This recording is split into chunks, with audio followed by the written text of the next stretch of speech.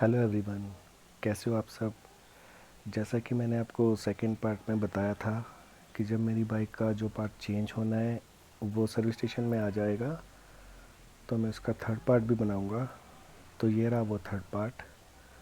तो आज दोपहर में मुझे सर्विस स्टेशन वालों की तरफ से एक कॉल आता है जिसमें वो मुझे बोलते हैं कि आपकी बाइक का जो पार्ट चेंज होना है वो आ चुका है, तो आप प्लीज़ सर्विस स्टेशन आ जाइए ताकि हम उसे चेंज कर सकें। तो मैं अपनी बाइक लेकर पहुंच जाता हूं सर्विस स्टेशन। तो वो वहाँ पर मेरा ये वाला पार्ट, जिसको ECU कहते हैं, ये वाला है वो पार्ट, इसको चेंज करते हैं। और ये जो पार्ट है थ्रॉटल बॉडी के साथ कनेक्ट होता है। आप देख भी पा रहे होंगे, इस पे नंबर से भी लिखे हैं। ये और थ्रॉटल बॉडी आपस में कनेक्ट होती है, तो उन्होंने ये वाला पार्ट चेंज कर दिया। वैसे तो मैंने आपसे कहा था कि मैं इसका फुल वीडियो बनाऊंगा, पर सिक्योरिटी पर्पस की वजह से मैं वहाँ पर वीडियो नहीं बना पाया। पर फिर भी मैंने एक शॉर्ट वीडियो बनाया है जो मैं इसी वीडियो के साथ अटैच कर दूंगा। अंडा ये होगा है ना। नहीं तो नई गाड़ी तो तैयार करती हो आप, हद होगी यार भाई आपकी। तैयार तुम तो किसी टाइम लगा रहे तैयार करवाएंगे। एक तो कल मैं बिल्ला कार्ड समझा रहा हाँ करूँगा। वो तो होगा ही यार, मेन डीलर है, चलो होगा कि नहीं वहाँ काम तो होगा ही। है ना, सिलाई का भी सेटअप पड़ेगा। बस सिलाई का भी काम किया दिया आपको, पार्ट दिया है, पार्ट दिया आपको। एक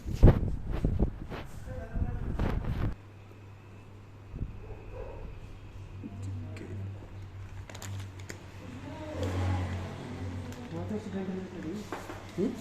वहाँ तो कहीं नहीं एक्सीडेंट करेगा। अच्छा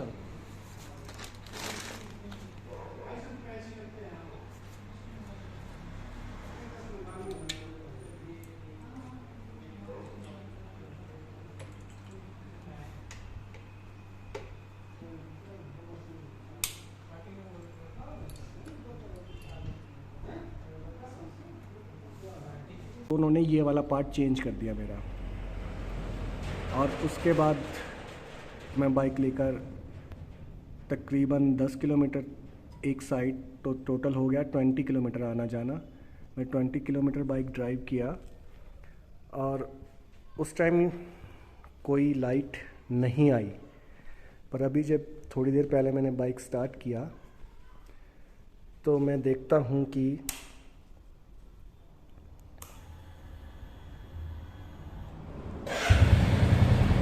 ये लाइट फिर से आ रही है। आप देख सकते हैं एन के नीचे जो एक आइकॉन सा बना हुआ है इंजन जैसा, ये है वो लाइट जिसको MIL लाइट, माल फंक्शन लाइट कहते हैं।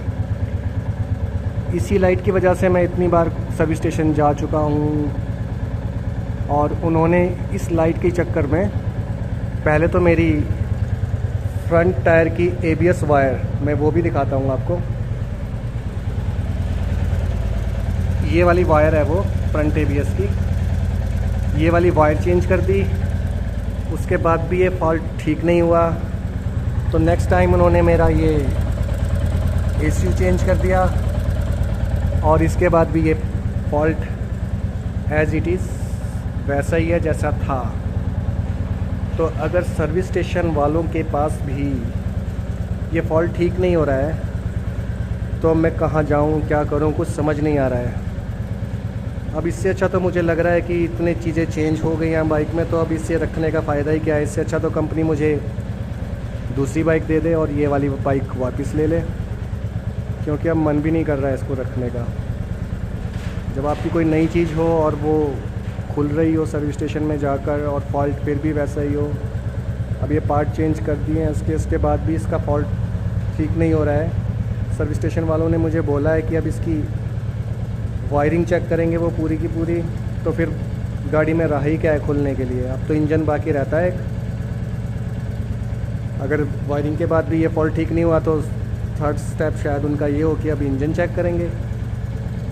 तो अगर सारी बाइक, तो जैसा कि आप सभी देख ही चुके हैं कि वारंटी पीरियड में बाइक इस तरीके से खुल रही है, तो वारंटी का क्या मतलब है।